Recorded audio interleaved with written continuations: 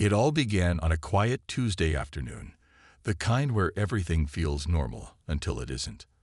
I was in my kitchen, humming to myself while baking banana bread. The smell of cinnamon and ripe bananas filled the air, and for a moment, life felt perfect. That's when I heard it, a sharp knock at the door. I wiped my hands on a dish towel and walked over to the peephole. Through the tiny glass lens, I saw two men standing on my porch. They were dressed in what looked like police uniforms, complete with shiny badges and serious expressions. Something about them made me pause. Maybe it was the way they stood too stiffly, or how their eyes scanned my property like they owned it. Whatever it was, it didn't sit right. "Ma'am, we need to speak with you regarding a code violation," one of them said loudly enough for me to hear through the door.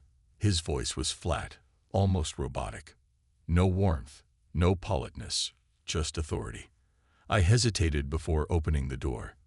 "Can I see your badges?" I asked, trying to sound calm even though my heart was racing. They exchanged a glance, then held up their badges. But as I squinted at them, something seemed off. Their badges didn't have any numbers on them, and their uniforms looked slightly different from the ones I'd seen local officers wear around town. Still, I opened the door just wide enough to listen.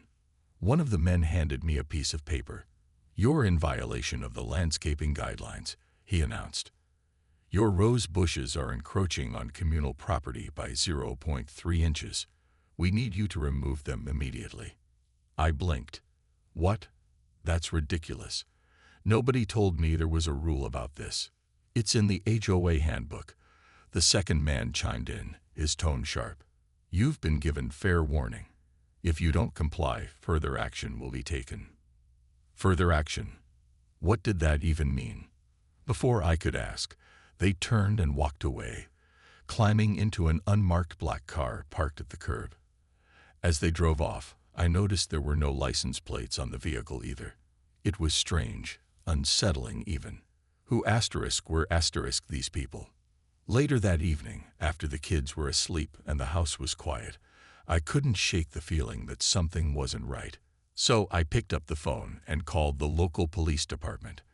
I described the men who had come to my door, their appearance, their uniforms, their behavior, and asked if anyone had been sent to my address earlier that day.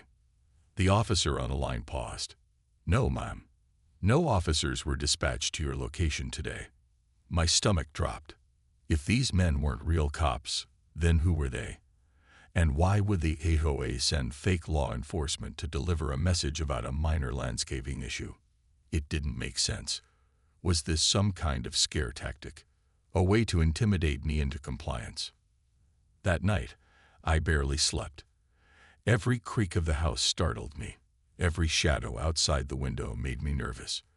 My mind kept replaying the scene. The knock, the badges, the cold stares. By morning, the fear had morphed into anger. If the HOA thought they could push me around like this, they were wrong. Dead wrong. I decided then and there that I wouldn't back down. This wasn't just about my rose bushes anymore. It was about standing up for myself. About proving that nobody, not even a group of entitled neighbors, could trample over my rights. Little did I know, this was only the beginning of a much bigger fight. The next morning, I woke up with a knot in my stomach. The events of the previous day replayed in my mind like a bad movie I couldn't turn off. Fake cops, landscaping violations. It all sounded so absurd, yet it had happened right on my doorstep. I wasn't sure whether to laugh or cry, or maybe both. After brewing myself a strong cup of coffee, I sat down at the kitchen table and pulled out the HOA handbook that had been shoved into my hands during the orientation meeting when we first moved in. To be honest, I hadn't paid much attention to it back then. Who reads 100 pages of rules about mailbox colors and fence heights? But now, flipping through its glossy pages, I realized just how controlling the HOA really was. There were rules for everything. What kind of plants you could grow, how high your grass could be, even what color curtains you were allowed to hang in your windows. As I skimmed the section on landscaping, I found the rule they'd cited. No vegetation may extend beyond property lines by more than 0.25 inches. Seriously, half an inch? Was this a neighborhood association or a military operation? I tried to brush it off as overzealous bureaucracy, but something still didn't sit right. Why would the HOA send fake police officers to enforce such a trivial rule? Surely, a letter or email would have sufficed. And why hadn't anyone warned me beforehand? This wasn't just about following guidelines. It felt personal, like they were singling me out. That's when I decided to dig deeper. Over the next few days, I started asking questions around the neighborhood. At first, people were hesitant to talk. Some avoided eye contact altogether, while others muttered vague responses like, "It's probably nothing," or "just do what they say." But eventually, a few brave souls opened up. Mrs. Alvarez, who lived 3 doors down, told me she'd received similar visits from inspectors last year. They claimed her garden gnome violated aesthetic standards and demanded she remove it. When she refused, someone spray-painted it neon green overnight. Another neighbor, Mr. Patel, said he'd been fined repeatedly for leaving his trash bins out past collection day, even though his schedule conflicted with the HOA's arbitrary pickup times. He finally gave in and paid the fees, but not without feeling humiliated. Their stories left me shaken. It wasn't just me. The HOA was targeting everyone who dared step out of line. What started as suspicion began to harden into certainty. These weren't isolated incidents. This was a pattern, a deliberate campaign to instill fear and obedience. To make matters worse, I noticed subtle changes in my own life. My kids stopped riding their bikes in the cul-de-sac because they said it felt weird lately. My husband, Jack, came home one evening fuming after another neighbor accused him of parking his car too close to their driveway. Even my once friendly chats with Mrs. Jenkins across the street had turned awkward. She'd mumbled something about sticking to the rules before hurrying inside. The tension was suffocating, and I knew I couldn't let it continue. But fighting back wouldn't be easy. The HOA held all the cards. They had money, resources, and a small army of enforcers ready to pounce at the slightest misstep. How could I, a single homeowner with a part-time job and 2 kids to raise, possibly stand against them? Then it hit me. Knowledge is power. If I wanted to take them down, I needed evidence. Solid, undeniable proof that their tactics were unethical and possibly illegal. So I started researching. Late at night, after the kids were asleep, I scoured online forums and legal websites, looking for cases similar to mine. I read horror stories about homeowners associations gone rogue, lawsuits filed, reputations ruined. I learned about predatory fines, harassment campaigns, and even instances where families had lost their homes due to mounting debts imposed by vindictive HOAs. Each story fueled my resolve. These weren't just rules anymore. They were weapons. And if the HOA thought they could use those weapons against me, they were about to learn a painful lesson. By the end of the week, I had a plan. It wouldn't be quick or easy, but it would be effective. For the first time since that knock on my door, I felt a glimmer of hope. Maybe I couldn't change the entire system overnight, but I could expose the truth and protect my family in the process. With my mind made up, I dove headfirst into planning. If the HOA wanted to play dirty, I'd beat them at their own game, but legally and smartly. This wasn't just about me anymore. It was about standing up for every neighbor who had been pushed around, fined unfairly, or intimidated into silence. And if I was going to take them on, I needed to be prepared. The first step was gathering evidence. I couldn't rely on vague accusations or hearsay. I needed proof that would hold up under scrutiny. So I invested in a set of discreet security cameras. They were small, motion-activated devices designed to blend into the surroundings. One went behind the rose bushes near the property line, another on the lamppost by the driveway, and a third tucked inside a birdhouse hanging from a tree. Together, they covered every angle of my yard, capturing anything and anyone who stepped onto my property. Next, I started documenting everything. Every letter, email, or notice I received from the HOA got scanned and saved in a folder on my computer. I even took screenshots of timestamps and sender information, making sure nothing could be disputed later. It felt tedious at times, but I knew how important details could be when proving a case. While setting up my defenses, I also reached out to other homeowners in the neighborhood. At first, I was nervous. What if they didn't want to get involved? What if they thought I was stirring up trouble? But to my surprise, many of them were eager to share their experiences. Some admitted they'd been too scared to speak up before, while others simply didn't know where to start. Hearing their stories only strengthened my resolve. We weren't alone in this fight. One evening, I hosted a small gathering at my house.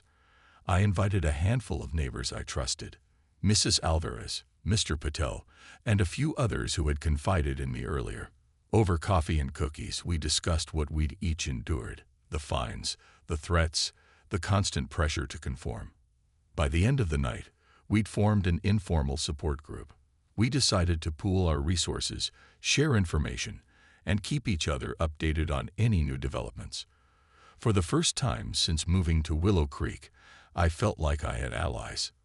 But there was one more piece of the puzzle: legal advice. I reached out to a lawyer friend of mine, Sarah, who specialized in property law. She agreed to meet with me over Zoom. And after hearing my story, she was appalled. "This is textbook harassment," she said, shaking her head. "You're not just dealing with unreasonable rules. You're dealing up with potential criminal behavior." Sarah helped me draft a formal complaint outlining everything: the fake cops, the excessive fines, the intimidation tactics.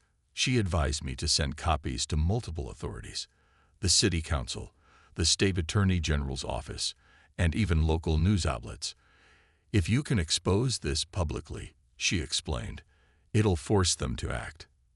As I worked through these steps, I couldn't help but feel a mix of emotions. On one hand, I was proud of myself for taking action. For the first time in weeks, I felt like I had some control over the situation. But on the other hand, I was terrified. What if the HOA retaliated? What if they found a way to twist things around and make me look like the bad guy? Still, I reminded myself why I was doing this. It wasn't just about saving my rose bushes or avoiding a fine. It was about protecting my family and my home. About showing the HOA that I wouldn't back down, no matter how hard they tried to push me. By the time I finished setting everything up, I felt ready. My cameras were in place, my documents organized, and my network of neighbors growing stronger by the day. The HOA might have underestimated me, but I was done playing their game. Now it was time to turn the tables and give them a taste of their own medicine. With my plan in motion, it was time to bait the HOA into making their next move. If they wanted a fight over trivial rules, I'd give them one. But on my terms. The key was to act confidently and deliberately, knowing that every step I took would be recorded, not just by my cameras, but also through the documentation I was building. I decided to push back by planting a new row of lavender along the exact spot where they'd claimed my rose bushes were violating communal property. Lavender is beautiful, fragrant, and easy to grow, so it seemed like the perfect choice. Plus, it added a touch of defiance to my yard, a quiet way of saying, "You can't control me, As I worked, I made sure to document everything. I snapped photos of the process, digging holes, placing the plants, patting down the soil. Then I posted those pictures online, tagging the HOA's official social media accounts with captions like, "Proud of my new lavender garden. Who else loves adding color to their yard?" It wasn't subtle, but subtlety wasn't the goal here. I wanted the HOA to see what I was doing and react. Within hours, my phone buzzed with an email notification. Sure enough, it was from the HOA. The subject line read, **URGNT. Unauthorized land is caping violation **. The email was as cold and impersonal as ever. "Dear resident," it began, You have been reported for planting unauthorized vegetation on communal property. This violates Section 4.7 of the HOA guidelines. Immediate removal is required. Failure to comply will result in further action. I smiled as I read it. They had taken the bait. Now came the fun part, setting the stage. Over the weekend, I invited a few friends over for a casual barbecue. We set up chairs and tables near the disputed area, positioning ourselves close enough to catch any visitors on camera. As we laughed and grilled burgers, I kept glancing toward the street, waiting for the inevitable arrival of the HOA's enforcers. Sure enough, just after sunset, a black SUV pulled up outside my house. Two men stepped out, both wearing plain clothes this time. No fake uniforms, no badges. They carried clipboards and tried to look official as they approached my yard. One of them started taking notes while the other snapped photos of my lavender plants. "Excuse me," I called out cheerfully, standing up from my chair. My friends turned to watch as I walked over to greet them. "Can I help you, gentlemen?" They froze, clearly caught off guard by my sudden appearance and the fact that I wasn't alone. "We're here to inspect the property," one of them said, his voice wavering slightly. "There's been a violation." "Oh, really?" I replied, pulling out my phone and hitting record. "Well, I'm glad you're here. Would you mind showing me some ID? Just for my records, of course." Their faces went pale. Clearly, they hadn't expected me to challenge them so openly. One fumbled with his clipboard, muttering something about confidentiality, while the other nervously glanced around at my friends, who were now filming them too. "I'll take that as a no," I said sweetly, stepping closer. "Just so you know, I've already contacted the city council about these alleged violations, and FYI, everything happening right now is being recorded." That did it. Without another word, they hurried back to their car and sped away, leaving behind nothing but tire marks on the road. My friends erupted into applause. "You handled that perfectly," one of them said, clapping me on the back. Another joked, "Should we start selling tickets to the next show?" But beneath the laughter, I felt a surge of determination. This wasn't just a victory. It was proof that the HOA's tactics relied on fear and secrecy. Once you shone a light on their behavior, they crumbled. And now, thanks to my recordings and witnesses, I had undeniable evidence of their intimidation tactics. Still, I knew this was only round one. The HOA wouldn't give up that easily, but neither would I. The moment the black SUV sped away, I turned to my friends with a mix of triumph and determination. "That was just the beginning," I said, holding up my phone where the video was still rolling. My voice trembled slightly, not from fear, but from adrenaline. We had caught them red-handed, and now it was time to use that footage to expose the truth. Over the next few days, I reviewed the recordings carefully, frame by frame. The cameras had captured everything.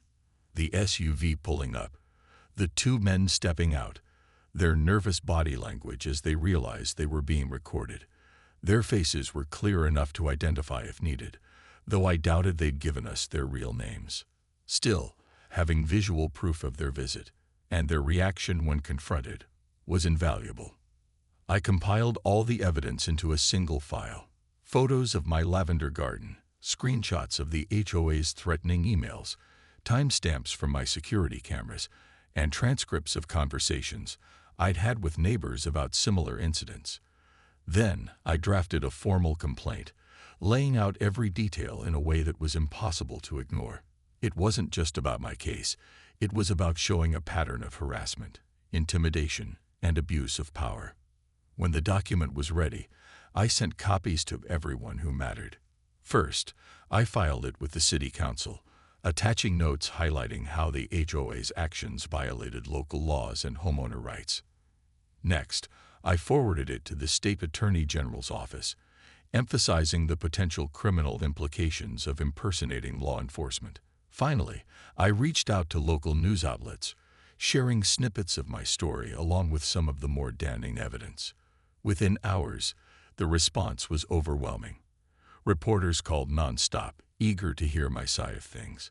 One journalist even offered to come over and interview me on camera, which I agreed to, but only after making sure my neighbors were comfortable being part of the story.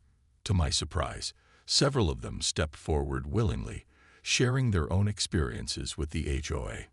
Mrs. Alvarez talked about her spray-painted gnome, while Mr. Paddle recounted the endless fines he'd been slapped with for minor infractions. Each account added weight to the growing scandal. Meanwhile, the HOA scrambled to respond. Mrs. Pemberton, the president of the association, issued a statement denying any wrongdoing. "These allegations are baseless," she declared during a hastily arranged press conference. "We are simply enforcing rules designed to maintain property values and community standards." But her words rang hollow, especially when reporters pressed her for answers. When asked why fake police officers had visited my home, she stammered and deflected, claiming ignorance. When shown the security footage of the men inspecting my yard, she insisted they were private contractors hired to assess compliance. Her excuses fell apart under scrutiny, and soon the media narrative shifted entirely against her. As the story gained traction, other homeowners began coming forward with their own horror stories. A young couple revealed they'd been fined thousands of dollars for painting their front door an unapproved shade of blue. An elderly man shared how the HOA had threatened foreclosure after he refused to cut down a tree that shaded his house. Every new revelation fueled public outrage, turning what started as a personal battle into a full-blown movement. Back at home, I felt a strange mix of emotions. On one hand, I was proud of what we accomplished. For years, people had suffered in silence, too afraid or disheartened to speak up. Now, thanks to our collective efforts, the truth was finally seeing the light of day. But on the other hand, I couldn't shake the lingering unease. The HOA might have been exposed, but they weren't defeated yet. What would they do next? Would they retaliate? And could we really trust that justice would prevail? Despite my worries, I knew we'd already won something important: momentum. The more people spoke out, the harder it became for the HOA to hide behind their rules and threats. This wasn't just my fight anymore. It belonged to everyone who believed in fairness, transparency, and the right to live without fear. Whatever happened next, I was ready. As the scandal grew bigger, it felt like a storm gathering strength. Dark clouds rolling in, lightning flashing across the sky. The HOA was no longer untouchable. They were exposed, vulnerable, and scrambling to save face. But instead of backing down, they doubled down on their lies. And that's when things got truly chaotic. Mrs. Pemberton called an emergency meeting for all homeowners, insisting it was a chance to clear up misunderstandings. She stood at the front of the room, her perfectly styled hair and practiced smile failing to mask the tension in her voice. "This has all been blown out of proportion," she said, addressing the crowd. "The HOA exists to protect property values and ensure harmony within our community. Any actions taken have always been in accordance with established guidelines. But this time, people weren't buying it. One by one, neighbors stood up to challenge her. Mrs. Alvarez recounted how her garden gnome had been vandalized after she refused to comply with an HOA demand. Mr. Paddle described the mounting fines that nearly forced him to sell his home. Even quieter residents, who had never spoken out before, shared their frustrations about feeling bullied into submission. When it was my turn to speak, I walked to the front of the room, holding my folder of evidence. "These aren't just misunderstandings," I said firmly. "These are deliberate attempts to intimidate us into following unreasonable rules. Fake police officers, threats of legal action over lavender bushes. That's not protecting property values. That's abuse of power." I opened the folder and held up printed copies of the security footage, showing the two men inspecting my yard. Gasps rippled through the audience as faces turned pale, including Mrs. Pemberton's. "This is proof," I continued. "If you're unsure whether these tactics are acceptable, I encourage you to look at the facts yourself, because silence only enables them to keep doing this." The room erupted into murmurs, some angry, others shocked. For the first time, I saw cracks forming in the wall of fear the HOA had built around us. People were waking up, realizing they didn't have to live under such oppressive conditions. Outside the meeting hall, reporters waited eagerly, microphones in hand. Word had spread quickly, and the story had gone viral online. Local news channels aired clips of the confrontation, while social media exploded with hashtags like #HOA accountability and #StandWithWillowCreek. Comment sections filled with messages of support from strangers across the country who had faced similar battles in their own neighborhoods. Meanwhile, authorities began investigating. The city council launched an audit of the HOA's finances, uncovering suspicious transactions and unexplained expenses. The state attorney general issued subpoenas for documents related to the fake police visits. Lawyers representing affected homeowners started filing class action lawsuits, accusing the HOA of harassment and fraud. Under mounting pressure, key members of the HOA resigned one by one. Mrs. Pemberton tried to cling to her position, issuing defensive statements and blaming rogue contractors for the misconduct. But her excuses fell flat, especially when investigators discovered emails linking her directly to the fake inspections. Her polished facade crumbled, revealing the desperation beneath. Through it all, I stayed focused. Every interview request, every document review, every late-night strategy session brought us closer to justice. Still, I couldn't ignore the toll it was taking. Sleepless nights became routine, and conversations with Jack often revolved around what-ifs. What if the HOA retaliated legally?